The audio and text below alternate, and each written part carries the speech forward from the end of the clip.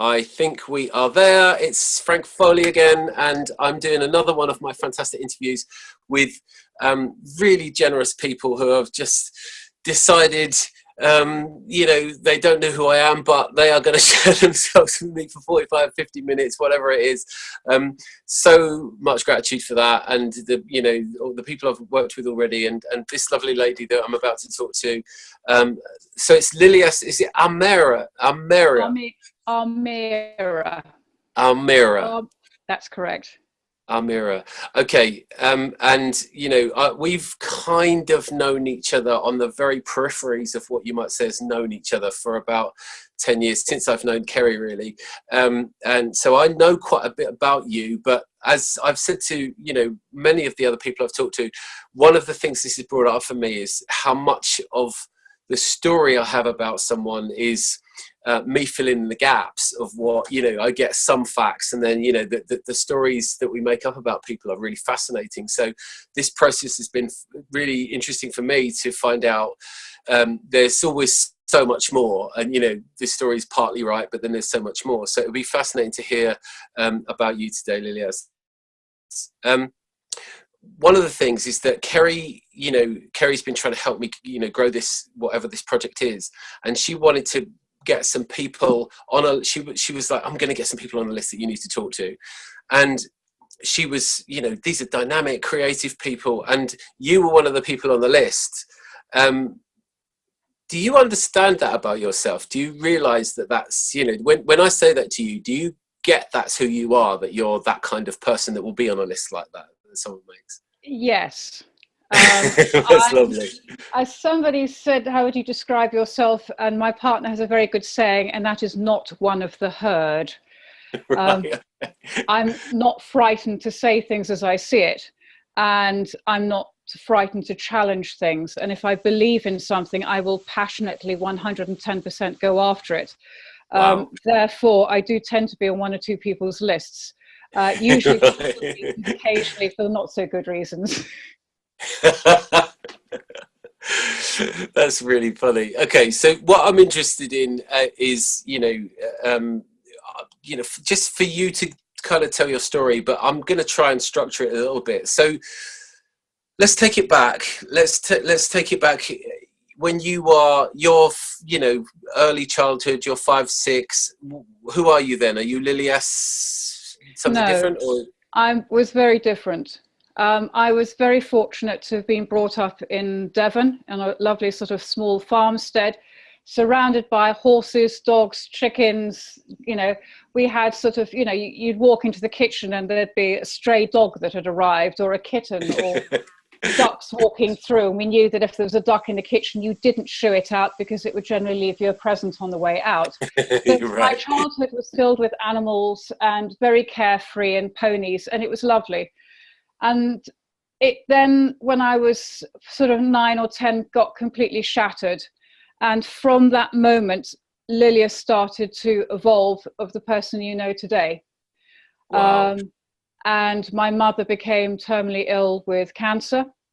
Right. And I had to, at the age of 14, 15, say goodbye to her. Yeah. And your life changes overnight. And you suddenly realize that actually your carefree childhood is left behind you. You see at school, you see all the mothers meeting their darling, children, and being there at speech day and things like that. And you haven't got anybody. Yeah. And suddenly you kind of learn to be very self-sufficient. And I think that's shaped a lot of the person I have become today. That's really interesting. Yeah. And I had a father who was 20 years older than my mother. My mother died when she was 44, and I was Right. 14, 15 years of age. So a very difficult time to lose one's mother, and to have a father who was 20 years older than your mother, who Right. was in his 60s. It's very hard for them to relate to a carefree teenager who wants to go party and do all the things that all parents tell their children not to do. It was very, very challenging. And I left home very, very young. I moved out of my father's home when I was about 16. Wow. And I actually moved away from my godmother, who I lived with, at about 18. So I was absolutely out on my own Wow. from a very young age, Yeah. and fairly angry at the world. And it was challenging. It was very, very challenging. And, you know, you kind of want to beat up on the world. You want to discover things, and nothing has gone in your favor, and you see everybody else having the most lovely life with parents, and it was difficult.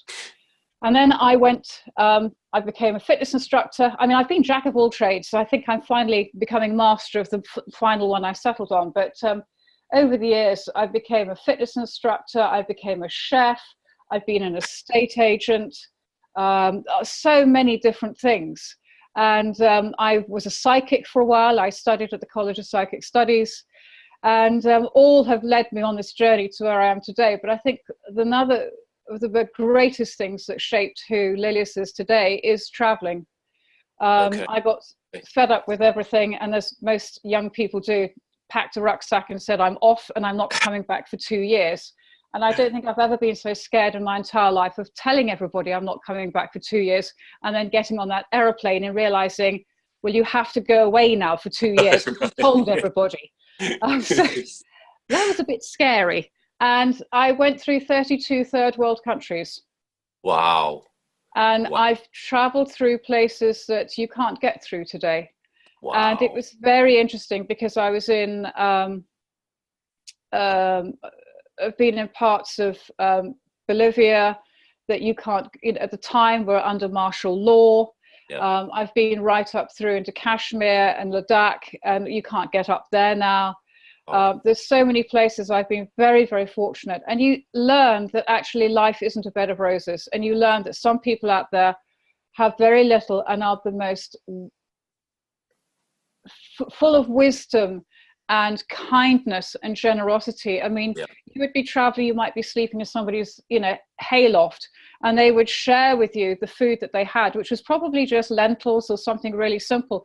And there probably wasn't enough to go around the family, but they would insist because it was the honorable thing for them to do in sharing their food with you. And you learn a different understanding of gratitude. And what it really means to extend that simple gesture of kindness to people.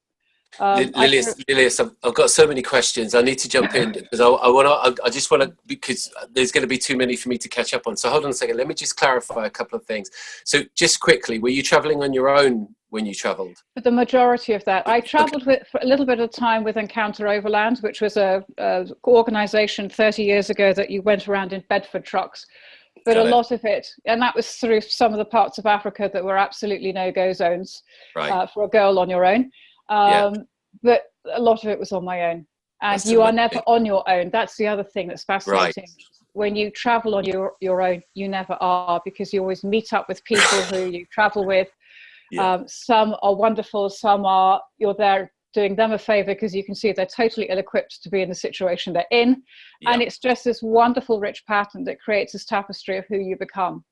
That's fascinating. Lilias, I just want to take you back, because I know this might, I don't know if this is painful, and I don't know if you want to talk about it, but I just for my curiosity, if you're willing to talk about it, I'd be fascinated to just get clarity. I think you said, your early childhood, you started saying, Devon, and it was wonderful. And did you say up until 9 or 10? Yes. So can I just be clear? Was that when your mum was diagnosed? 9 or 10. Yeah, parents were going through difficulty in their marriage. And lots of arguing, and like with many families, the child tends to be piggy in the middle. And as a young person, you don't know who to believe. And I was sent away. I went to boarding school when I was 6. I had my 6th birthday at boarding school. Wow. So coming home to rowing parents and going back to school and boarding is not they do things differently these days. The pastoral care in schools is very different to what it was. Right. So so you've got parents that are warring, and then suddenly you find your mother's really ill, and nobody will tell you why she's ill, but you can see that somebody is becoming emaciated and they can't share the things with you, and they're in and out of hospital, and you start to see things through different eyes. And it wasn't a happy time. What does the word resilience mean to you, Lilias? Being able to overcome whatever is thrown at you. Yeah, I mean, even just talking to you without you telling me the story, you strike me as a strong person. You have a strong demeanor, but knowing that history is fascinating, because I'm fascinated by resiliency, how we keep doing what we do, especially when the pressure is on, or how we come back from great traumas, whatever that is. And you've just kind of outlined very succinctly. I'm thinking from 9 until 15 is that they are those years Yeah. when you are becoming an adult, and you had this trauma in your life. Yes. That was not only ongoing because of relationship structures, then you had, the worst possible thing that a child can have at that time is to lose a parent. I mean, that just screams resilience at me, you know what I mean? For you to come through that and be the person you've turned into. I think you have a choice in life. You can choose to be resilient and go forward, or you can choose to be a victim. And Wow. the latter is not an option. There is, I'm a firm believer, and I absolutely walk my talk. There is always a solution. Problems are just solutions waiting to be found. And Right. I Right. wholeheartedly believe that. And even though you might be in the most god-awful situation, there's a lesson in there somewhere. As Yeah. Yeah. Sherry Yeah. would often, Kerry would often remind me. And, there are people who you turn to at times of trouble who will go, hang on a minute. These are things that are teaching you something. You may not like it at Right. the moment, Right. but you know what? What's going to come out of it is hopefully a beautiful revelation. Absolutely. Just moving back to when you kind of started talking about your, the different things you've done. Do you see that, Lilias? Do you see that as a journey, a kind of, is it part of a building to where you are now, or do you not see it Yeah. as a kind of, or these are phases? These were just different phases, and they don't really relate to each other in terms of building to where I am now. They were just different phases. How do you see it? I think they were different phases, but I do believe that they were necessary, That's because if really they interesting. weren't necessary, I could never have done what I've done today. My life's work started in 1999. Wow. Wow. When my second son was born, Right. and he was quite clearly not right. Okay. And I think the big thing, the next sort of really big thing, and looking back on it now, it was fantastic. It happened in the manner it did. But at the time, the red mist came down and the language was somewhat colorful. Yeah. I took my son to see a pediatrician, and I was told that he was severely autistic. He would never amount to anything. He would never go to normal school. He'd never go to university. And basically, I should go away and have another child. And Wow. I God. pretty much told the pediatrician that in less colorful language than what I'm explaining now, that she should never put boundaries on somebody quite so young. Absolutely. And what she was saying was completely inappropriate, and left the office. And as I closed the door behind me, it was kind of, watch this space. And from that, closing that door of that pediatrician's office, it was right. I now have a different job to do. I'm already a practitioner, but I now need to go and study with the best doctors and the best scientists and the best people I can find in the world, because I've got a child to fix. And that's pretty much been my life's work. God, I'm getting all emotional. I'm crying a minute. God, that's amazing. That's amazing. It's been my life's work. And I'm writing a book, and I've written quite a lot of it, but I can't write the last few chapters because I haven't finished the job yet. Oh, God, that's amazing. That's so beautiful. How old is he? So your son is 18 He's or now 19? 18. Okay. He's away at college. Oh my He's doing goodness. amazingly well. He didn't start speaking till he was about 7, nor was he out of nappies till he was about 6 or 7. I went through a couple of almost sort of 2 nervous breakdowns. There was no one to call upon because I didn't have any parents, because both of them were dead by that stage. Yeah. So I've had, most parents have, parents, grandparents to call upon. I never had any of that. Yeah. So if I needed help, I had to pay for it, Yeah. or not go out.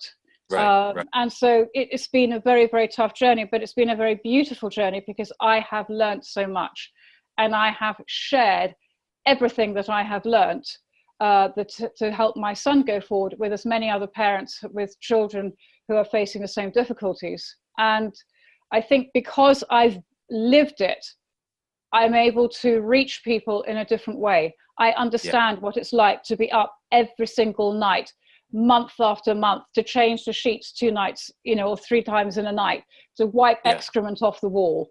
And just, you know, you just get on with it. And so this is, again, the resilience coming through. Nobody else is there to rescue me. I have to get on with it. And you know what? We have to make the best of it. That's and so amazing. Someone said to me, you know, doesn't anything faze you? And I said, I've got children. Why should I be frightened? I think children are the scariest things on the planet. You know, they will present every trauma, every worry, everything you could possibly have. And basically, so I think if you've had children and you've raised them successfully or doing an amazing job, nothing else in life can scare you, because it has to be the most challenging thing on the earth you can do, and probably the most rewarding thing. Right. That's beautiful. I just love it. And it's a fantastically powerful story. And I can't, you know, I mean, let us know when the book comes out, because we'll tag it onto this interview, even if it's a year in the future, you know, because this interview will stay up, so it'll always be there. So listen, I want you to, if you can, to go and just clarify. So you were already, I think I'm right in saying you said you were already practicing when your son was born. So can you just take us into that phase? Because I want to kind of get clear on where, you know, you just in terms of the work you do now on that journey, when you made that jump into your practice, what was that shift? What happened then? Well, I was an estate agent, and ever since I can remember, when I shake hands with somebody, I get a download. Wow. And, you know, just for fun, I used to read the back. I don't read somebody's palm, I read the back of somebody's hand. And I'd go to functions and dinner parties, and somebody would have their hand on the table, and I would go, wow, are you always that stubborn in life? And they'd look at me and they'd go, how the bloody hell do you know that? And I said, your thumb says so much about you. And so I do readings around tables, and it'd be a bit of fun, and, you know, a bit of, you know. Uh-oh. No. I'm trained with the most wonderful man called Robin Winbo. And one day, as part of our training, because you have to learn to feel energy and understand the frequencies of it, they stuck a magnet in my hand. And I went, wow, the energy of that's amazing. And he said, turn it over. So I did. I went, oh, that's different. So I could feel the difference between the positive and negative field of a magnet. And he said, these are therapeutic magnets and they heal people. And that was it. I was off. I then rang the lady who had provided the magnet for this lesson in the College of Psychic Studies. And I said, I want to know all about these things. And she was putting together, this is, going back 30 odd years ago. And she was putting together the first course in magnet therapy. And I was one of the first accredited magnet therapists in the country. And that's where it started. So I was in magnet therapy, and then I started doing electronic gem therapy. And so I was doing a lot of, I've always been at the cutting edge end of energy medicine. So a lot of stuff that where I could feel stuff that was going on. And then with my son, I was just trying to find all sorts of things. And suddenly I met another practitioner who, when I had a problem, I'd ring him and he would always have the right answer. And he would ring me about my experience with electronic gem therapy. And I decided that his answers were actually a lot further ahead than mine. So I had to go and study what he was studying. We joke about it to this day. And there's a wonderful guy called Jonathan Fruing. And so he told me about this thing called autonomic response testing. And it's around about that time in electronic gem therapy that we had the interesting conversation with the pediatrician. And so I learned from then on to start looking for different things. So there's been electronic gem therapy, there's autonomic response testing, then there's bioresonance. I mean, there's so much. And literally every single thing I have done has been, how can I find a different way to look inside my son's body, to give him more power, to take him forward, to make a difference that not everybody else is doing, because what everybody else is doing doesn't seem to be working. So we have to find something different. You know, I don't want to be run of the mill. I want to be out there at the most cutting edge end of whatever I can find. And the stuff I'm doing at the moment is probably some of the most exciting stuff I've ever done. But I'm already seeing the stuff that's beyond it, that will probably be coming through in 3 to 5 years' time. Wow. So when I get involved with something, I tend to launch it, put it out there, do a lot, of course, with my son. But when it starts to become mainstream, I'm already on to the next stuff. Right. So did your practice, did it qualitatively change when, I mean, obviously your son was born, and there was a time after which the diagnosis or whatever happened with your son, and then obviously that, that you've told us about the reaction you had. When did that start to take your practice into a different direction, when you started incorporating that into what you did with other people? Was that a big shift? Yes, very much, and I was very lucky because I spent 15 years training and following Dr. Dietrich Klinghart's work, and he's utterly amazing. And his work has a lot to do with chronic disorders like autism, Lyme disease, heavy metal toxicity. And I had 15 years of absolutely following him all across. I would fly to Seattle, I'd fly wherever he was lecturing, because his information seemed to be so far ahead of everybody else's. Wow. And because we were getting results with it, the people who are chronically ill are on forums a lot. And so, the network is a wonderful thing. I didn't grow up with it like these youngsters today, but you learn that if you can get onto the net, if people hear through the grapevine that you're doing stuff, then it's working, then it starts to happen. I mean, this latest stuff I'm doing has literally come about through word of mouth, and all of it has come about through forums and talking to people. Gone are the days when you put letters through people's doors and things like that. Right. Social media is a wonderful thing, and it can work in your favor, and it can certainly work against you in a very big way as well. So you have to be careful what you say and how you say it. I think it's interesting. I think that I'm going to kind of shift on, but talking about that, the same kind of subject. I think there's a zeitgeist now that people are waking up to the fact that the mainstream media narratives are very selective, and I think people are understanding that those mainstream media narratives are whatever you want to say, but not to be trusted fully as information sources. When you talk about what you talk about, is it frustrating to you that that these things aren't given a forum, a wider forum? When we don't talk about these things in what we might call the mainstream media, and you rely. I think it's a good thing in a way, because it kind of you're talking about people that have experienced these things, and you share it like that, and it has an authenticity to it. But does it frustrate you that there seems to be a block where they don't allow certain narratives through to be talked about openly and discussed and shared? And look, this is a new method, and this might be happening. And is that a frustration? Frustration is massive. Many years ago, I was Sally with her banner, and I would shout it from the rooftops what I believed and what I saw was going on, and that it wasn't fair, and stamp my foot. I have learnt that perhaps that is not the best way to go ahead, because then you get phone calls in the middle of the night actually threatening you and your family. Wow. And I have been threatened. So you learn to go about it in other ways. I still shout about these things, but I do it in a different way. Yeah. And I think if you follow the money, who is to gain from putting the news out that you're listening to or reading? At the end of the day, who are you helping? Yeah. And why would you want to read bad news anyway? Exactly. So I don't buy newspapers. I think they're quite fun to look at the pictures, but having been in the newspapers a tremendous amount, I know that they all print a load of rubbish. I've been taken to task by a couple of newspapers because didn't like one of the clients that I was looking after that was a very high profile person. And so they tried to take that person down, and they therefore decided to try and take me down.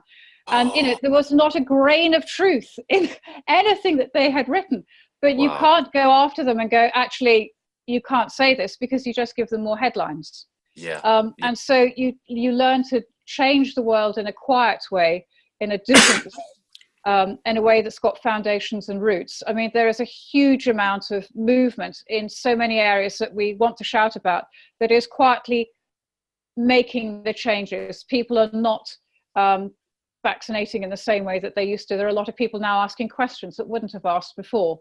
Right. There are people understanding that heavy metal in their teeth, the mercury fillings, aren't perhaps as good for you as, you know, your dentist might like to suggest they are. You know, who, you know, if you've got a problem, if you go to a surgeon, he's going to use a knife to cut it out. If you go to an acupuncturist, he's going to use a needle. You know, if you go to a massage therapist, she's going to do lovely things with oils. You know, whatever the outcome you want, choose how you're going to get there, and think about who you're paying and why. That's really interesting. Yeah, I think that's fascinating. One of my things is, if we keep looking to establishment structures and establishment politicians to get the world that we see, that a lot of people seem to be waking up and saying, we don't want to live like this in this corporate kind of you know, but if you keep asking the same people to change it, you're going to get the same results. And I think people are starting to say, we can create, if we want to change it, we have to take power. We have to take, you know, taking power sounds a bit revolutionary, but well, that's what Mahatma Gandhi said: be the change you wish to see.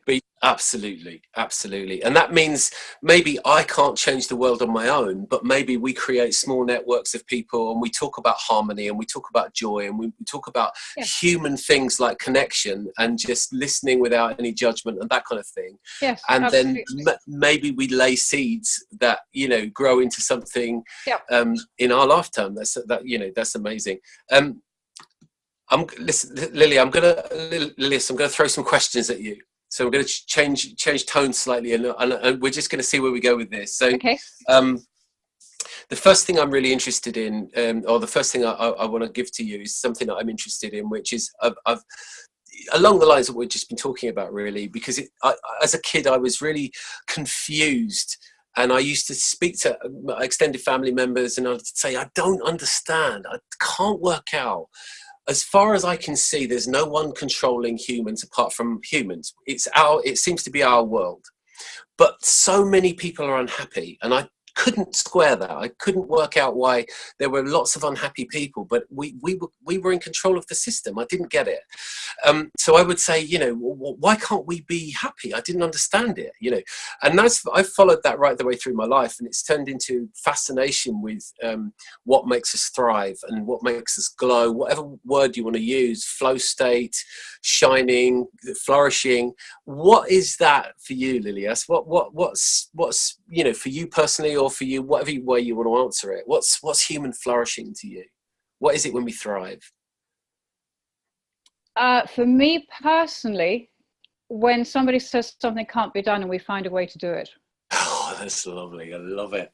That's what floats my boat. If somebody says it can't be done, I go watch this space. And that's what makes me happy. The other thing that makes us for me as a family thrive is walking my talk, because I can't tell somebody how to run their lives unless I'm doing it. And as a result of that, not many people would want to live the way I live. But I absolutely love it. But I think going back to something you said, which was very interesting, why are we not happy? Is that today kids look for gratification. They look for other people to make them happy. And actually happiness comes from inside you. Absolutely. You can get up in the morning and you can choose to be happy, or you can choose to be miserable. Or, I mean, it's like my eldest son, at times, you know, when he was, 16, 17, it's a difficult age, and they rage flowing in, I hate you so much. And I go, do you know what, darling? I love you so much. You will get through this. It's kind of like, And we have a lot of reverse psychology, and you can't get angry when somebody says that to you. Absolutely. They'd burst out laughing and come back. So I try, for me, it's about turning situations around and trying to find the funny side of it. It's like I ran a business called Special Horses for Special Children, and I had 18 horses, and we did circus tricks with horses with Brilliant. children who are on the spectrum and children from deprived homes and who are able-bodied. And I'd get social services bringing me children who, they would come with two-minders because they like to throw scissors at people and, Wow. you know, do nasty things, and other people needed protecting from them. And you get this 7-year-old and they'd go, you F ... G, see you next Tuesday. And, you know, they'd look to me and I'd go, fantastic words, which was not what they were expecting. Okay, how do you spell them? What does it do?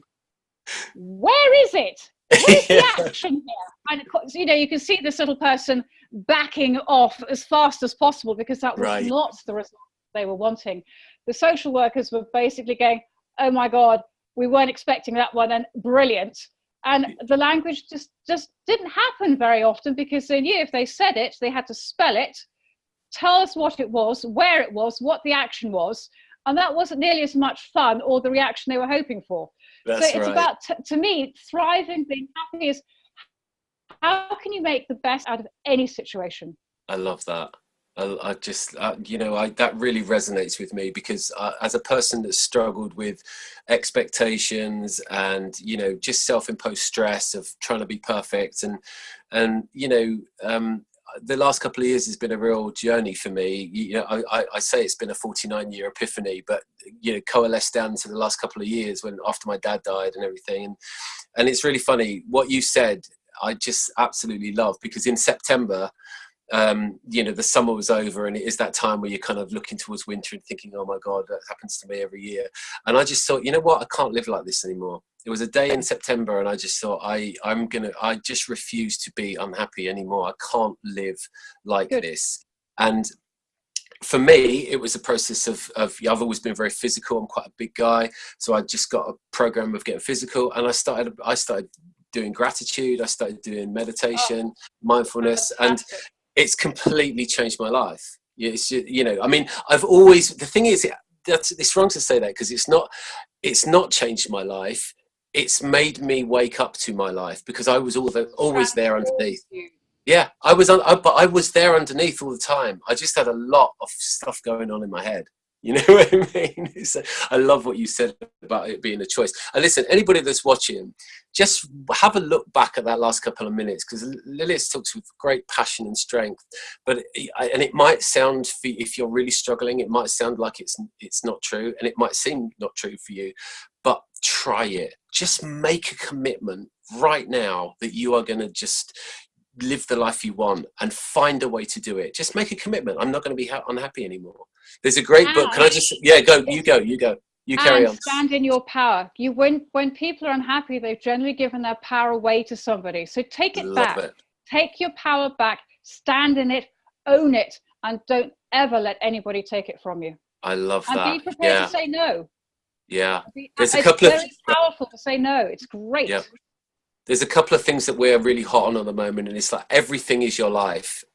Everything, every part of your experience is your experience. There's no, you can't pretend that the shitty bits are not anything to do with you. What you're going to do, shut down when it gets a bit tough. It's like, it's your experience. Live your life all the time. Yes. You know what I mean? And also own your shit. Yes. You know what I mean? Because it's like shaped who you are today. Absolutely. Let me throw something else at you, Lilias. What are we doing here? Wow, that's a big question. Exploring our essence, I'm going to answer. I love it. I love that. Because we've been sent on a journey down here. And I do believe that we were given a set of instructions before we came down here. And it's up to us what we do with it. And so I think we are exploring our essence and seeing if we can become a better person than we were last time. Oh my God, that's so good. The more we can affect in a good way the people around us and help the people. Our life, what do we hear? We're in service. We are in service to other people, and to become the very best that we can in this lifetime. And that starts from the get-go, and it never ever finishes until you draw your last breath. I love that. Because you can still change somebody's life in your last breath. Just saying apology, just saying I'm sorry. I got it wrong. I shouldn't have done that. It's very powerful. So Yeah. I think, yeah, we're exploring our essence and trying to get it better than we did, or trying to improve on our last episode, shall we say. That's so good. Lilias, do you know who you are? Yes, So my next question is, Lilias, who are you? I am Lilias. Absolutely. I mean, I am God. Oh And my that God, I love that. okay, because we are part, without being religious, we are part of the great energy that is the world that we live in. We are part of it. So I am part of God. I am God. And so are you, and so is everybody you know. And Absolutely. therefore we should see the same light and beauty in everybody that we see. And if what we see is not as attractive as we'd like it to be, then one can only basically, hope that they can find a better way to live their life, have compassion, that they may learn the lessons along the way, and Right. try not to stand in judgment, which is exactly what I've just done. I get it though. I'm gonna throw something at you here. So this is complete the sentence if you can. Yeah. Okay, Um, pressure comes from. yourself. Success is.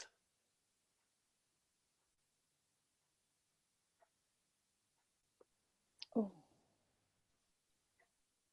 Success is what you make it. I love that. I love that. In the end, it all comes down to. The hard work you put in. Oh, given the chance, I would. Change a few things. That's true. I would definitely change one or two things. But in not changing them, I've learned stuff along the way. You know, Right. Right. by shouting so loud about various things that I felt passionate about, I got slapped down very hard by the universe. And so perhaps if I'd gone about things in a different way, there may have been a different outcome. But I've learned the lesson, and maybe I had to learn the lesson to get to where I was. So, it's hindsight is a wonderful thing, but it is hindsight, and you don't learn the lessons without going through them. Right. Right. Lilias, this has been we've been here for 40 minutes and we this is just a tip of the iceberg of who you are, obviously, but it is what it is. But if I were to really push you and say, look, Lilias, if I really want to know who you are, if I want to know, Lilias, what can you say to me in a sentence or two or a few words that really boils you down? What do I need to know about you to really get to know you? Where do I start? Probably with some muddy boots in the middle of a field with some large dogs.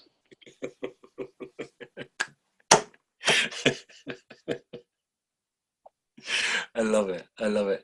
Listen, I've got not many people know this, but although I'm very much a poet, I've been working on a small time machine, which I have working now. Yeah, and I can let you have it, and I would really love to give it to you, but it only works for a minute. But I want to send you back somewhere. So I want to send you back to really young Lilias at some point. You can pick when it is, and I want to send you back there, and I'd love for you to share with us what you're going to say to her.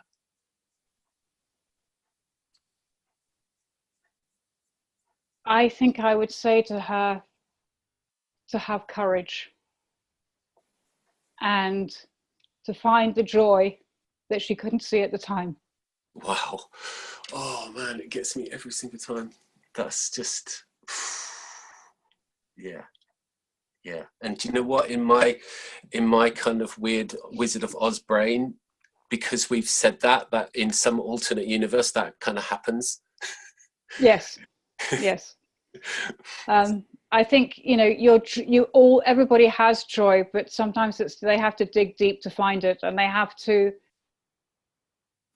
have humility in that it's not there all the time, and you have to find it, and it's up to you whether you choose to find it, or whether you choose to stay in a very dark place And it takes a lot of courage to, it's, you know, if you're depressed, it's no good people saying, oh, go out and have a walk.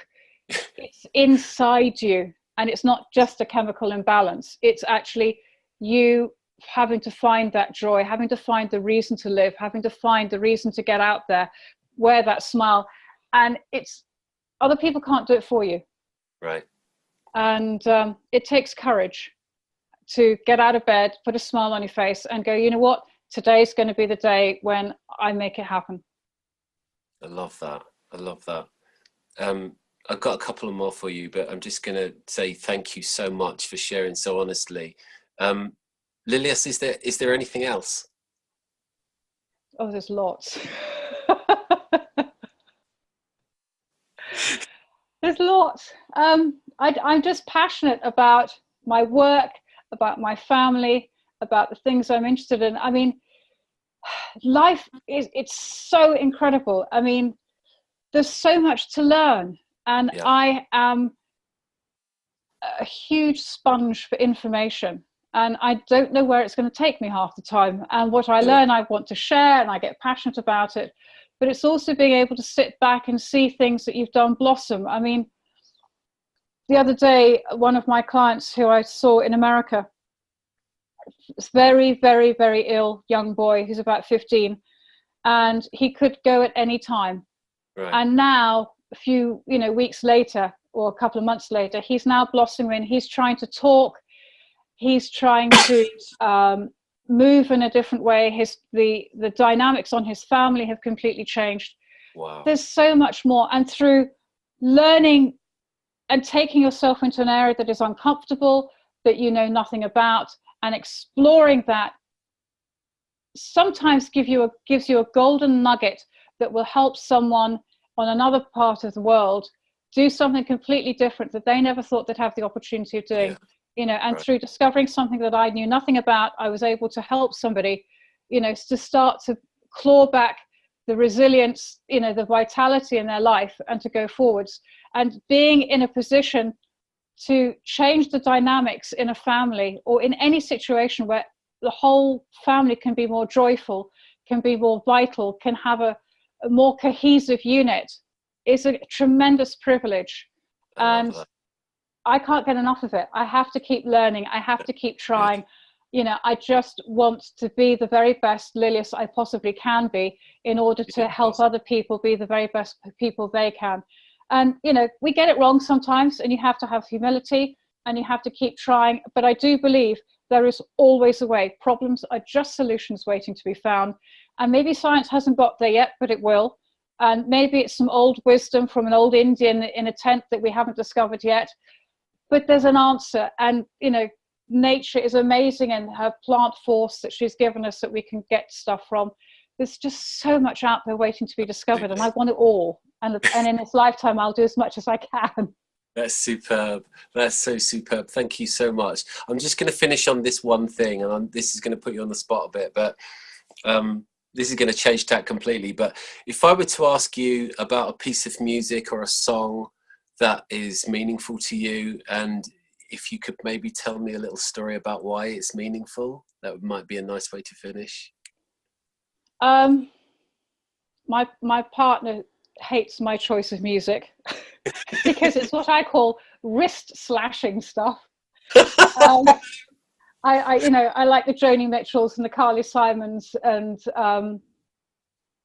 Carole King, and but for me, a piece of music that I absolutely love is Tapestry by Carly Simon, Carole King rather, because life is a tapestry, and I feel like I've crammed a lot of lifetimes or a lot of episodes or chapters into my nearly 55 years of age, and it never stops changing, and it is rich, and those threads are always connecting it all together, and we may not know where the next thread is leading, but it's very rich and it's wonderful. That's fantastic. What a beautiful way to end. Thank you so much. Lilias, is it okay if I tag your your website to the interview? Absolutely, absolutely. And I want to say thank you to you for giving me the opportunity to express some of this stuff, because not many people actually really know who I am.